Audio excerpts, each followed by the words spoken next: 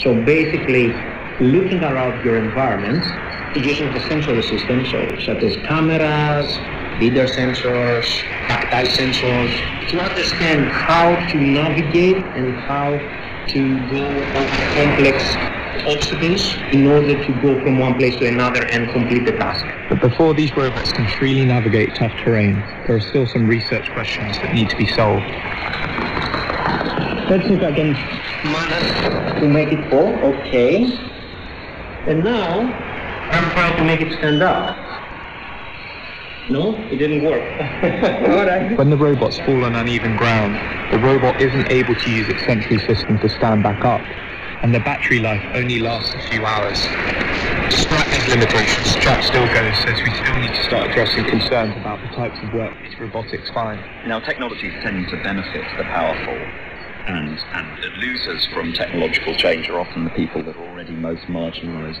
So even if we can't quite anticipate the ways in which this technology is going to be used, we should worry about, a situation in which one group already has substantial power over another, which is always the case in a security, policing or military situation. The addition of technology into that, if we're not careful, can only exacerbate those problems. Whenever it has to do with autonomous systems, either those are robots or not, there needs to be, in my opinion, regulations, and ethics play a big role there. So we should be very careful where we place these robots, their autonomy level, their ability to perform in the way that we expect them to perform, and so on and so forth. So definitely, in my opinion, whatever may cause damage or death to humans, animals, or damage to the environment itself needs to be avoided. That report from Dominic Watters. So, Angelica, Mary, I'm a bit less scared of these dogs, knowing that if you need to get away, you just run over some shingle or something and they'll just topple over. But on a serious level, this is a frightening development in technology, and I just wonder about the human factor in all this. Will these be completely autonomous and make decisions about shooting people autonomously? How's that going to play out? Yeah, I agree with Jack. There are reasons for concern. In the case of a highly autonomous armed robot dog, who fires the weapon? Is it a robot or human?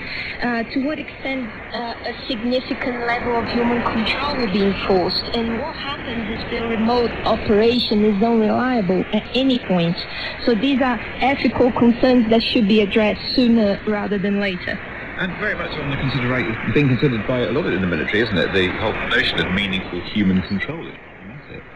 Exactly, yeah. And this is something that all military will abide to at the moment. But I'm concerned that the pace of technology advancements is something that is not going at the same kind of speed. The decision-making within military is progressing around technology. I guess so. So we're kind of on decision-making and to an extent regulation again, which reminds me of that Indonesian data breach story. Linking them together, Angelica. That's what we do. Lovely. Thank you very much indeed for that. I'll see you in person next week, because you're going to be at the Radio Theatre with us as well. Very excited about that. As for today, our studio manager is Steve Greenwood. The producer is Anya Nitarovich. See you next week, folks. Bye.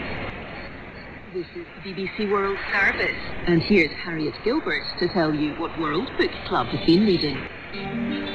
This month, we're talking with the award-winning American author Ben Lerner about his beguiling debut novel, Leaving the Atocha Station, that tells of the multiple deceptions and romantic misadventures of a young American poet let loose in Madrid. World Book Club, Sunday at 14 GMT.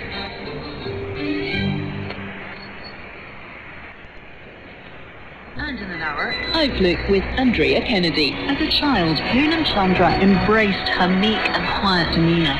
She'd been told it would make her a good wife. So how then did an obedient girl who was filled with self-doubt learn to flout convention and become one of India's leading young scientists? This is the BBC World Service, the world's radio station.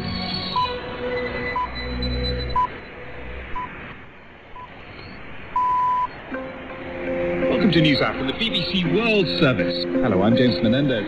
Russia's cut all gas supplies to Europe through a major pipeline for 3 days of maintenance, it says. But a member of Germany's governing party tells us it's simply a tactic to undermine support for Ukraine. Russia has become an utterly unreliable player and partner. It uses gas exports as a political tool in order to blackmail Europe. Also today, the European Union's agreed to make it harder for Russian citizens to get travel visas. We have seen many Russians traveling for leisure and shopping as even though war was raging in Ukraine. And Germany agreed compensation for the families of 11 Israeli athletes murdered at the Munich Olympics 50 years after the attack. All of that and more coming up after the news. BBC News with Sue Montgomery. European Union foreign ministers have agreed to make it harder and more expensive for Russian citizens to secure visas to enter the EU. The bloc's foreign policy chief, Josep Borrell, told reporters many Russian citizens were travelling and shopping in the EU as if no war was raging in Ukraine. From Prague, Rob Cameron. There's already disappointment from Kyiv at the EU's refusal to introduce a blanket ban on Russian tourists. However, with countries such as France and Germany against, this was always unlikely. This compromise will raise the cost of a visa from €35 to 80 and add a few days to the process. But Mr. Borrell also said EU countries on Russia's borders were free to take measures to restrict access to Russian citizens, more than 1 million of whom have entered the EU by land since the war started, mostly via Finland and Estonia. The UN is expected to publish a report shortly into allegations of human rights abuses by China in the Xinjiang region, although there have been further delays. It would come right at the end of Michelle Bachelet's 4-year term as UN Human Rights Commissioner. Michael Brewster reports. It's a dramatic final day for Ms. Bachelet, focused on an issue that's been the most challenging of her term. She promised to release the report into allegations of abuses against Uyghurs and other ethnic minorities in Xinjiang before stepping down. But she's been pressured by China to keep it under wraps. Even as late as Wednesday, a Chinese foreign ministry spokesman again urged her not to publish. But not releasing the report would have left Ms. Bachelet open to criticism that she caved in to Chinese pressure. Russian media say the funeral of the Soviet Union's last leader, Mikhail Gorbachev, will take place on Saturday. He died on Tuesday at the age of 91. Russian news agencies say the ceremony is due to be held at Moscow's Hall of Columns and will be open to the public. The German government says it's reached a compensation deal with relatives of Israelis killed in an attack on the 1972 Munich Olympics. The families have threatened to boycott the ceremony on Monday to mark 50 years since the massacre. This report from Tom Bateman. On September the 5th, 1972, 11 Israeli athletes were murdered by Palestinians from the Black September group. The hostage-taking and killing took place amid a botched German security operation, which also led to the death of a local police officer. And the Israeli families have long sought more than the initial compensation sum they were given. Under the new agreement, 23 relatives will share a total of $28 million. You're listening to the World News from the BBC. Palestinian and Israeli media are reporting that the family of a man jailed for months without charge say he's agreed to end his hunger strike after Israel pledged to release him on October the 2nd. Khalil Al-Aoudeh is accused by the Israelis of being a member of the Islamic Jihad group. He went on a hunger strike 6 months ago in protest at being put under what Israel refers to as administrative detention. Syrian state media have accused Israel of launching a rocket attack on Aleppo's international airport. The announcement follows reports of loud blasts in the city. Syrian state TV also claimed that the military intercepted an earlier Israeli attack in the Damascus area. Israel rarely comments on such claims. Doctors in Sudan say the security forces have killed a protester during an anti-coup demonstration in the capital Khartoum. Activists had called for fresh rallies on Wednesday to demand the return of civilian rule. The Central Committee of Sudanese doctors said the person who was killed was hit in the head by a tear gas canister, then run over by a military vehicle. Abu Bakr Saleh is one of the protesters. We have been protesting since Abdel Fattah al-Burhan's coup last October, and we will continue protesting with determination and persistence to bring down this coup. Despite the fact that many people were killed and thousands were injured, protesters insist on continuing on the revolutionary path. Saudi Arabian media say security forces have foiled an attempt to smuggle 47 million amphetamine pills into the country. A spokesman for the Saudi General Directorate of Narcotics Control said the seizure was the biggest of its kind. He said the drugs arrived at a dry port in the capital Riyadh, concealed in a shipment of flour. 8 Saudi residents, 6 Syrians and 2 Pakistanis have been arrested. BBC News.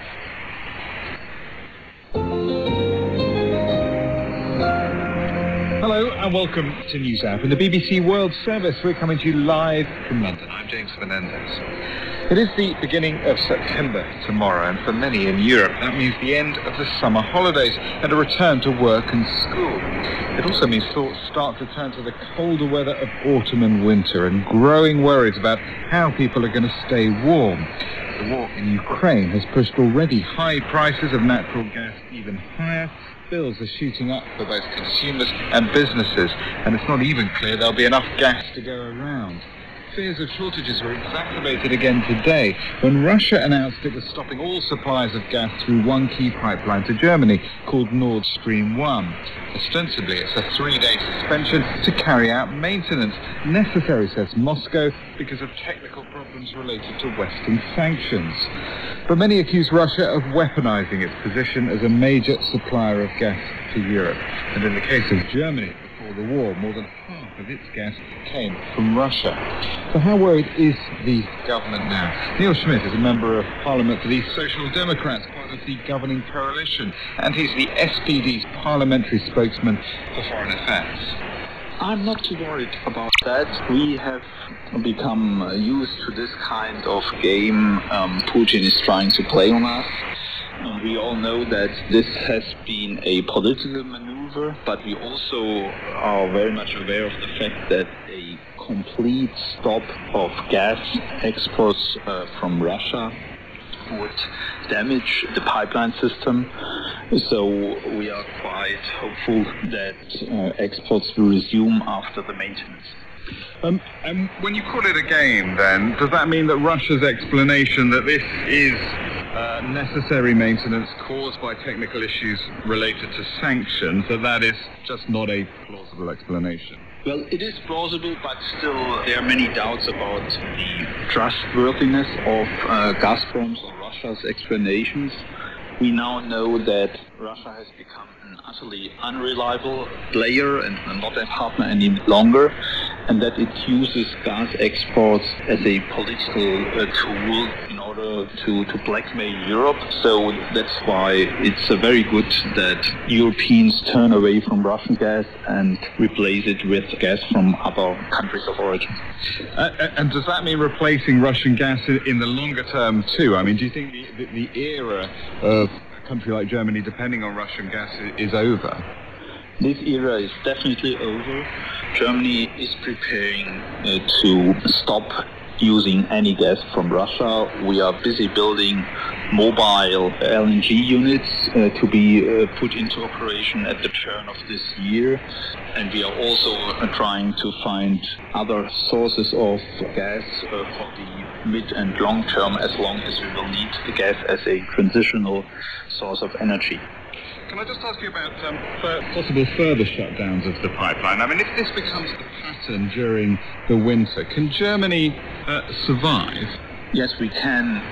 We are replenishing gas storage deposits in Germany and all over Europe, and the filling stand is well above 80% now.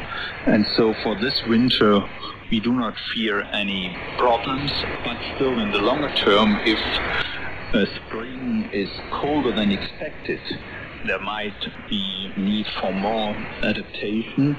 But still, we are confident that other sources of energy, and especially LNG imports, will take over the role Russian gas has played so far in Europe. You talk about adaptation. I mean, that might mean what? Rationing for consumers and for businesses. Are there real worries among your government that this may cause a recession in Germany?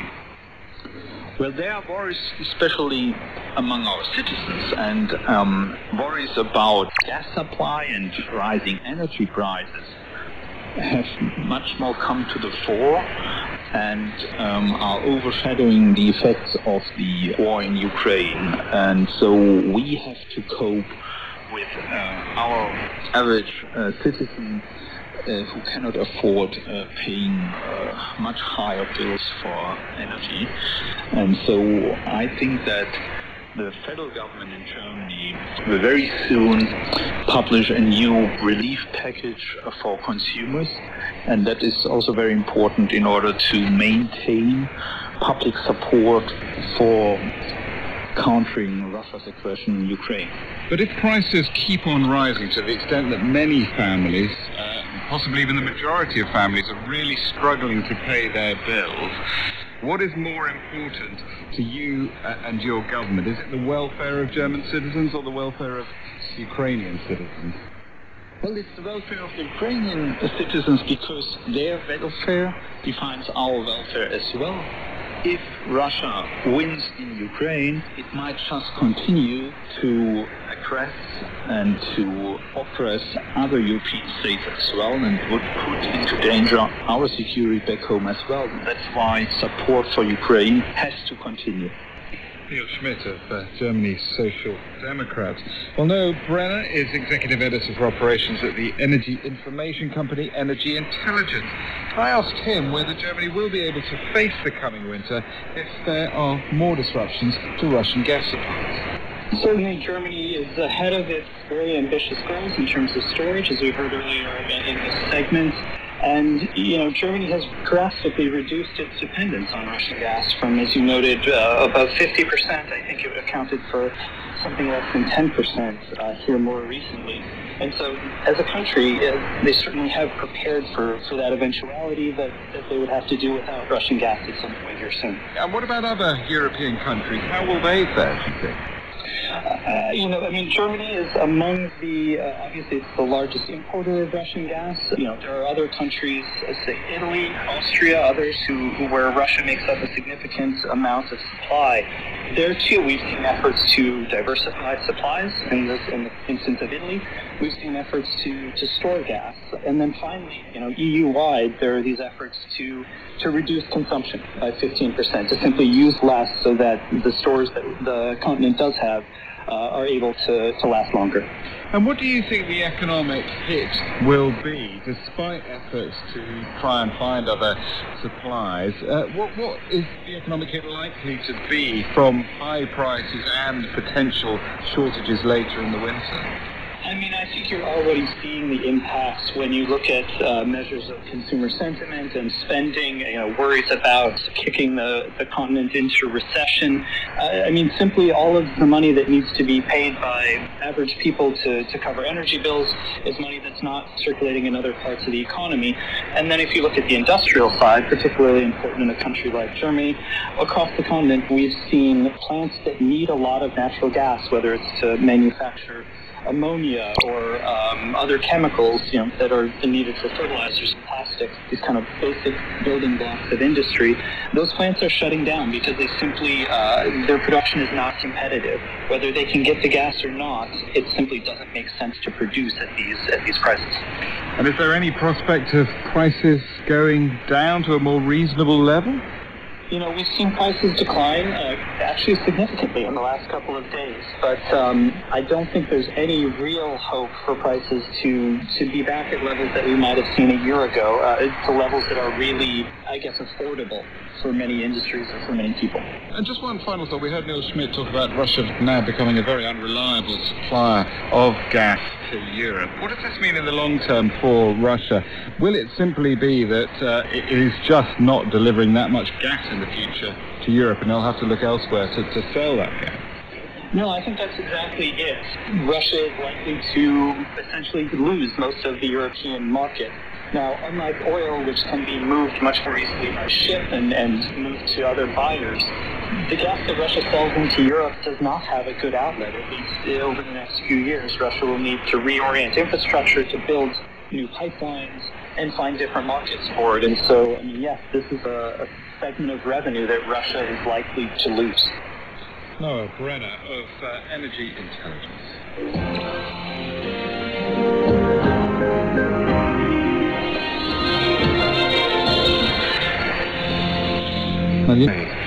30 million others, more than 30 million, have been affected by the disaster, say officials. BBC Secunda Kamani reports now from the northwestern town of Naushir. I'm wading through a waterlogged street. There are children splashing around. The water's already coming up to my knee. It's still pretty high, but it was even higher. In fact, further down, one man was telling me it still comes up to your neck. But because the levels have been stagnating, people are trying to start to return home to salvage what they can. My name is Shahid. Shahid, a head teacher, has just been back inside his home.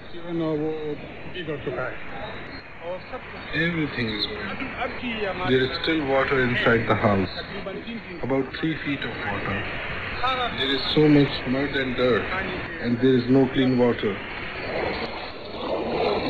Wading further down, we meet two women holding on to each other as they try and push forward towards their house, but it seems too far away. We haven't been able to reach our home, one says, because there's still so much water. We don't know if it's still standing or has fallen down. I don't know how we could ever rebuild it. We're living in a camp in a school. We don't have anything, any money. We board a rescue boat. Emergency services helped evacuate hundreds of people. Now, they're hoping to soon start pumping water out from their homes.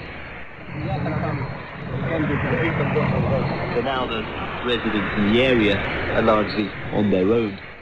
We come across a group of men, one clutching a bag of shoes he's managed to find, another floating on a black rubber tub.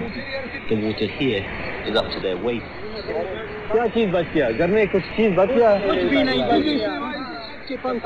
Did you say anything? I asked.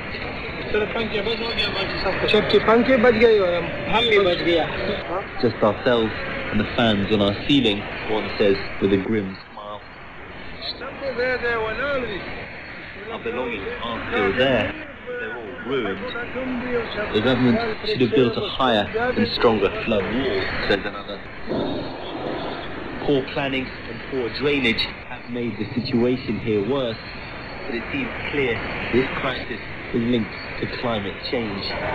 Pakistan accounts for a tiny proportion of global emissions, but it's people here who are paying the price, and they're asking the world to help them. BBC Secunda Kamani reporting there from Pakistan. You're listening to Nisa.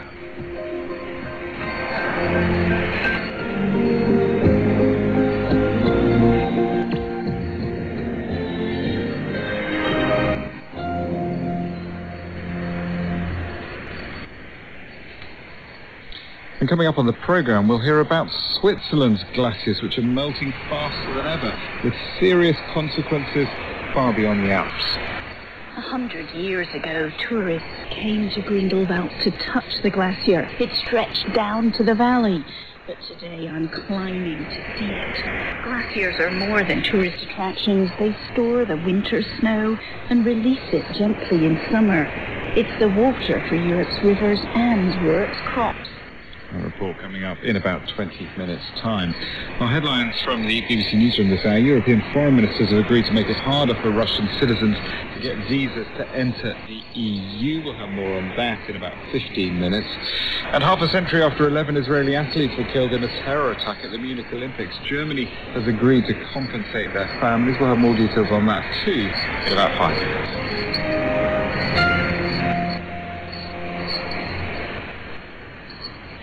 This is James Menendez with News Hour live from BBC.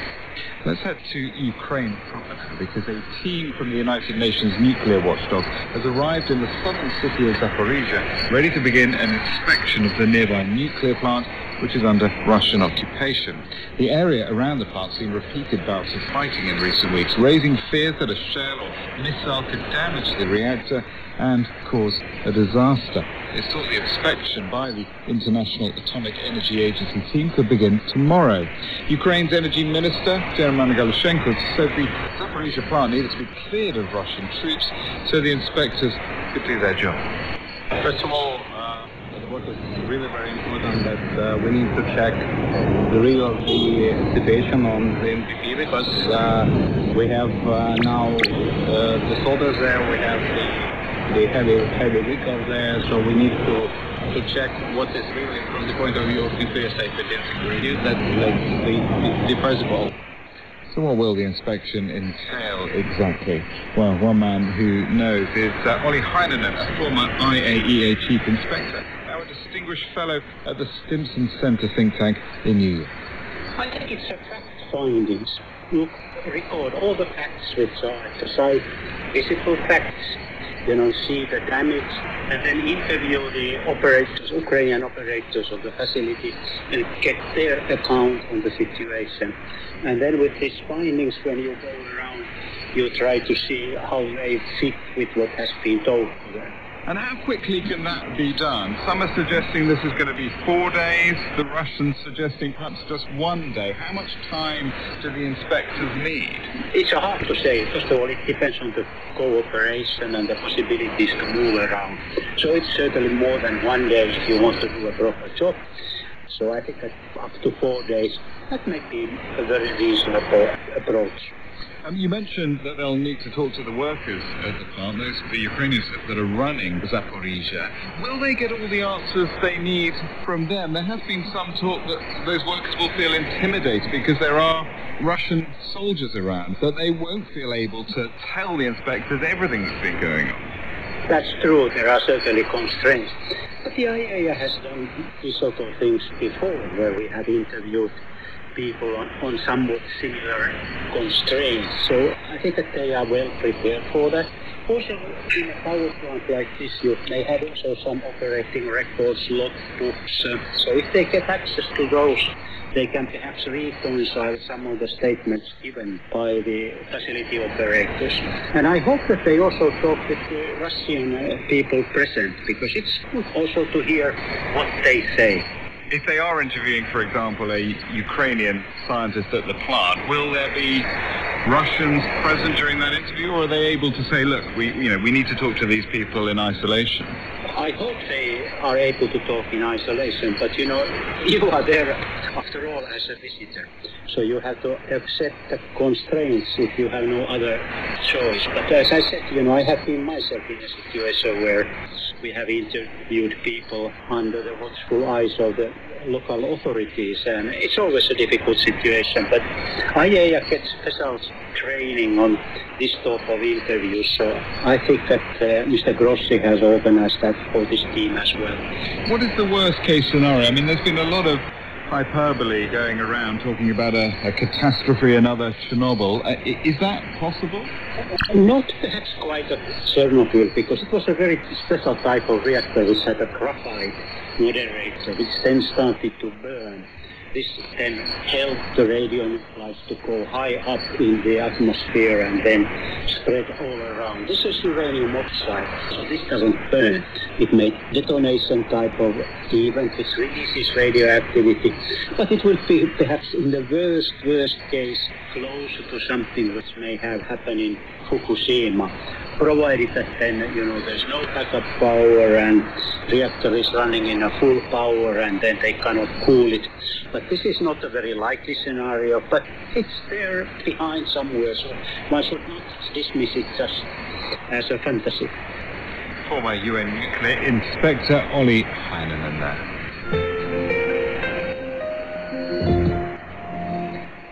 week, a ceremony will be held to mark 50 years since the terror attack on the 1972 Munich Olympics, in which 11 Israeli athletes were murdered by Palestinian militants belonging to the group Black September. The families of those killed had threatened to boycott the event because even after half a century, no agreement had been reached with the German government over compensation for their disastrous handling of the incident. Today, though, an 11th-hour deal was finally struck, and the BBC's Middle East correspondent Tom Bateman has been telling me more. Well, what we know officially is that compensation has been agreed. That means the families will now attend the 50th anniversary and the commemoration event in Munich, which is due to take place on Monday. What has officially been disclosed is the amount. The government sources, briefing, news services, news agencies in Germany are putting that figure at $28 million. Now that will be shared between around 23 individuals, the remaining relatives of the 11 Israelis who were killed in Munich. So that appears to have been enough in terms of the financial compensation to get this agreement and this joint statement between the German and Israeli governments.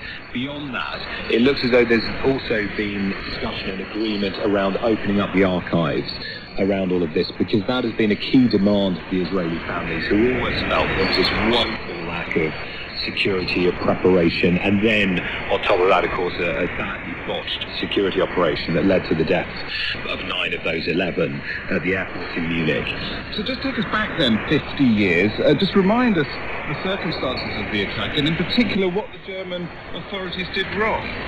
Well, it was the 5th of September 1972, while the Olympic Games in Munich were underway, and what happened was Palestinians, members of the Black September group, disguised as athletes, scaled a fence at the Olympic Village, and they broke in. They had duffel bags containing rifles and grenades. So already, you can see that, there was just clearly a lack of security and safety for the athletes. So these men got in, they went to the Israeli apartments to that part of the compound and murdered one coach and one athlete, 2 members of the Israeli team, and took another 9 hostage. They were demanding the release of hundreds of Palestinians in Israeli jails. There were negotiations, and then the sequence of events moved to the airport in Munich, where the hostage takers had taken the hostages with the aim they wanted to get out of the country and go to Egypt. But what happened was just a series of failings by the German authorities who singularly failed to try and ambush the hostage takers, and in the event, all of the hostages, those 9 that were taken, the Israelis, were all killed in the ensuing gun battle and then the explosions that took place at the hands of the hostage takers. Yes, I just wanted to ask you finally, it's extraordinary that the arguments over compensation are still being held now. Is it in Israel still very much a live issue, not just compensation, but what happened back in 1972? It is. I mean, it's certainly running, for example, in the Israeli press tonight. There's been a fair bit of discussion in the run-up to it. I think, as you say, it was 50 years ago, and of course a lot has happened since, but I think the prevailing mood in Israel among Israelis has always been that sense that, this was just another sign of the sort of insensitivity that they felt there was around this event, and of course, given the fact it happened on German soil, it was 3 decades after the Holocaust, and the fact that the games continued even at the time, we were in the office looking back at some of the sort of reporting around it at the time, and then the subsequent reporting, and there was a real sense. I mean, it seems extraordinary now that an event like that would happen, an atrocity at the Olympic Games, and it would then just sort of carry on, which I think has been one of the signs, and then many Israelis felt that it wasn't being properly memorialised in the Olympic Games that followed. So I think this agreement now between the German and Israeli authorities goes some way to make amends for that. Tom Bateman reports. This is the BBC World Service looking into child marriage in Kenya.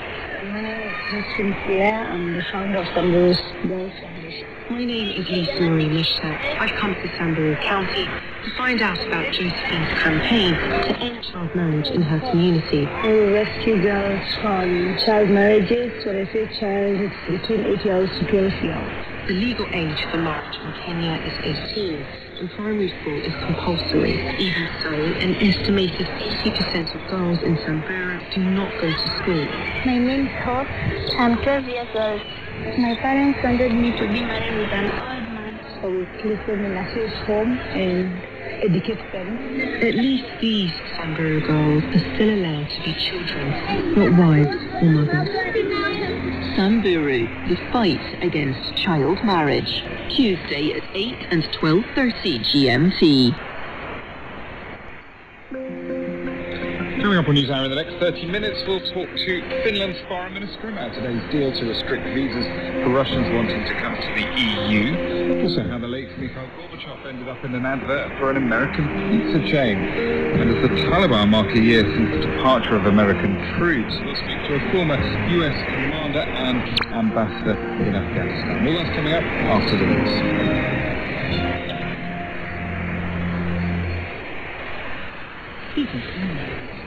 Asia has agreed to suspend a visa travel deal with Moscow to try to curb the number of Russians entering the bloc for holidays and shopping.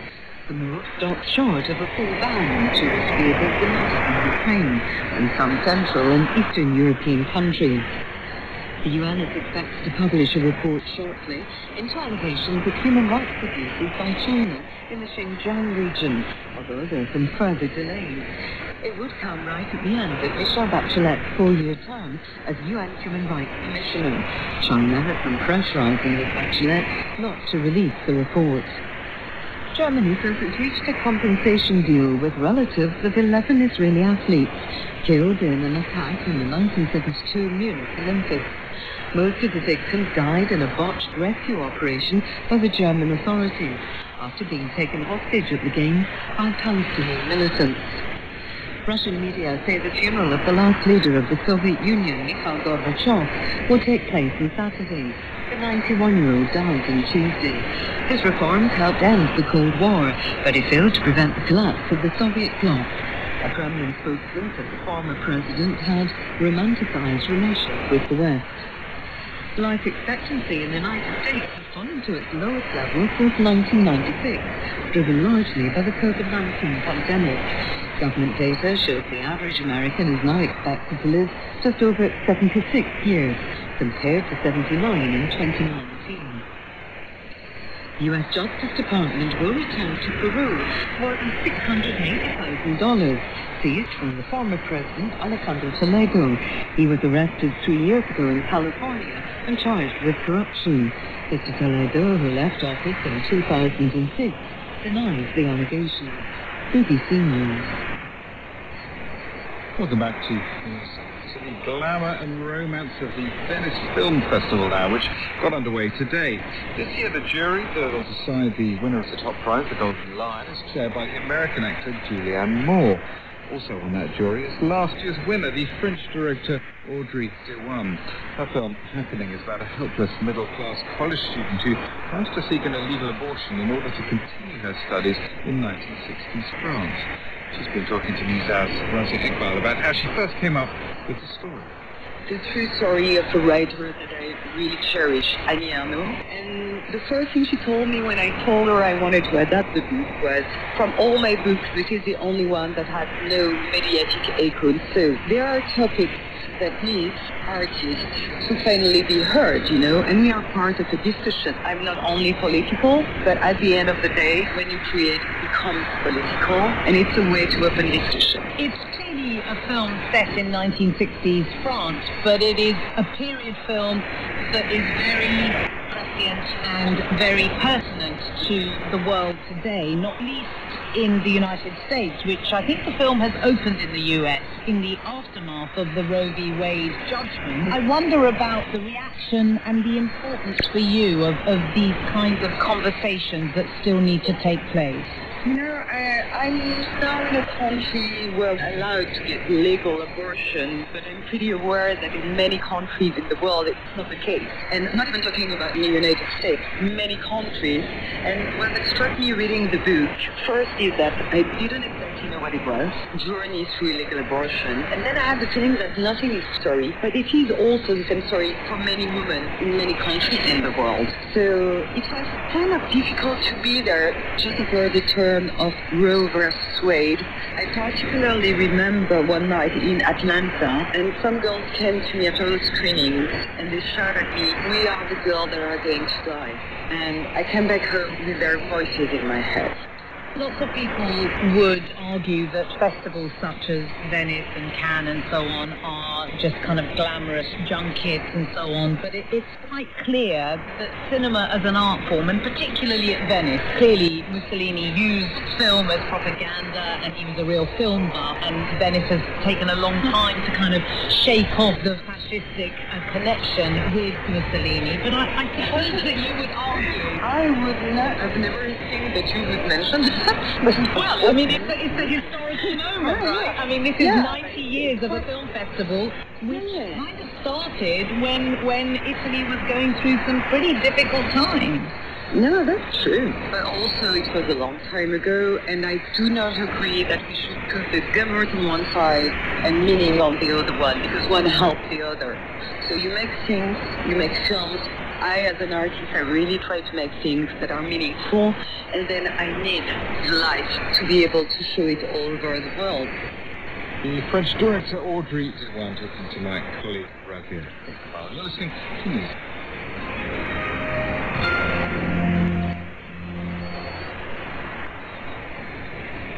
This is the BBC World Service in London. Listen to News Hour with James Menendez. European Union foreign ministers have struck a deal today to make it harder and more expensive for Russian citizens to enter the bloc. They stopped short of introducing a blanket ban on all travel visas, something that some Eastern European countries were calling for. But the EU's foreign policy chief, Josep Borrell, said the suspension of a visa facilitation agreement would mean far fewer Russian citizens getting permission to travel. We have seen a substantial increase on border crossing from Russia. This has become a security risk for neighboring states. We have seen many Russians traveling for leisure and shopping as if no war was raging in Ukraine. Member states considered that we are not business as usual. It cannot be business as usual. Well, one of those calling for tough restrictions at the meeting was Finland's Foreign Minister Pekka Haavisto. Finland, of course, has a long border with Russia. Was he disappointed that a blanket ban was rejected? Finland didn't advocate a full ban. Actually, for us it was important that students and people working in our country or people who have relatives can still get the visas and travel and so forth. So I think that these recommendations and this line that was taken was, from our perspective, a correct one. But just to be clear on what you'll introduce, you will be taking what unilateral measures to cut the number of visas that you do issue? Yes, we are doing that. We are actually cutting the amount of the tourist visas with 90%, and every month we will open a slot for the tourist visas, and certainly it means that less amount of the tourist visas will be issued, but at the same time we keep open the line for students and relatives and people working in Finland and so forth, so it would become even more unbureaucratic to get those visas. It is essentially a compromise, isn't it, that's been agreed. I just wonder what signal that sends. If the intention was to send a signal to Russia and to Russians, the fact that European Union countries couldn't really agree on what to do, and this is just a stopgap, it doesn't look good for European unity, does it? I have actually another view. I was thinking that views of different member states were even more distant with others compared now the results of the meetings. So actually many countries understood that for those countries who are bordering Russia, who have common border with Russia, this is quite a essential issue because we don't want to be transit countries for tourists going to other destinations and so forth. We don't want Helsinki-Vantaa airport to replace Russian airports in these circumstances, and I think this message went through very well. And what are your concerns? Why do you want to restrict the number of visas? Is it about security?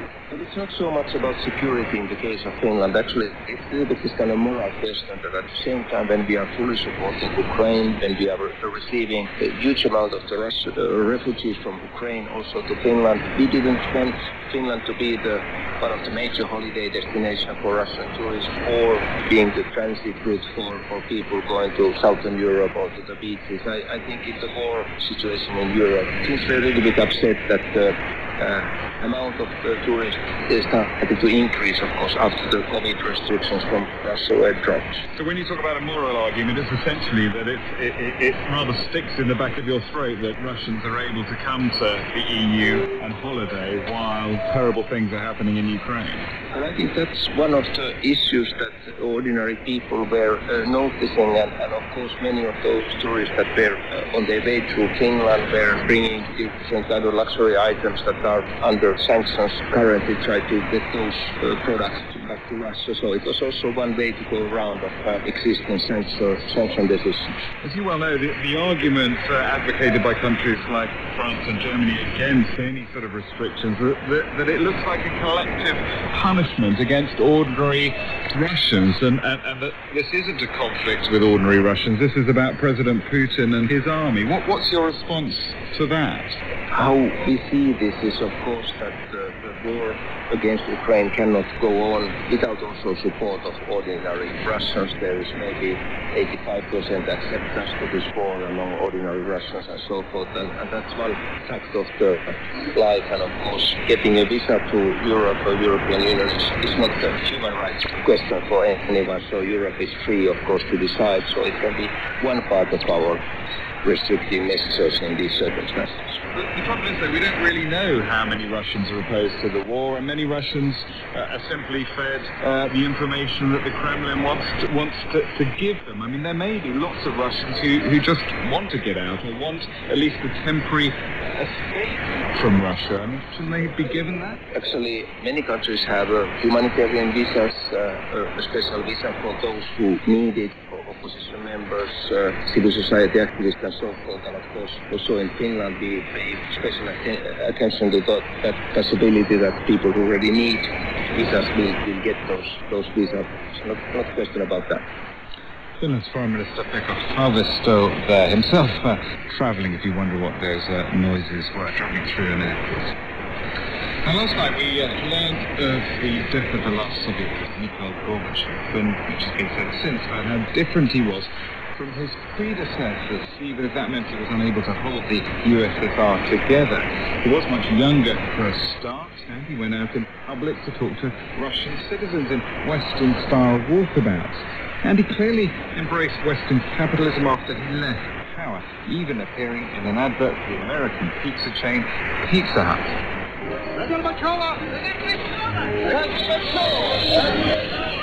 Sometimes nothing brings people together. A nice hot pizza from Pizza Hut.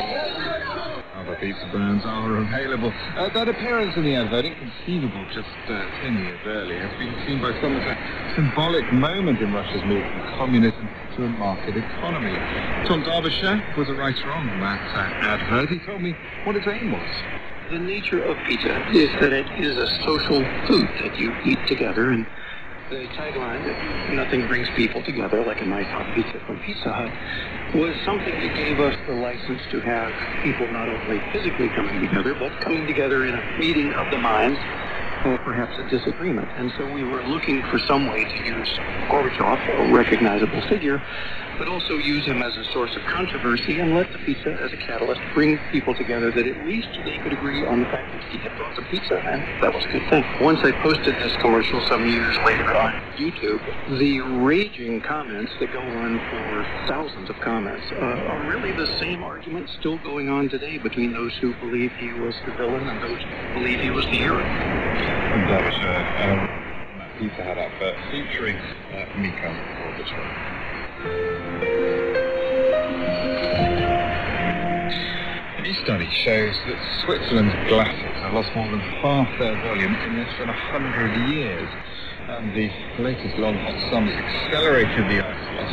The glaciers support ski resorts and attract climbers and hikers in summer, but they're also essential to Europe's water supply. Imogen Folks now reports from the Swiss Alps on the consequences for lives and livelihoods.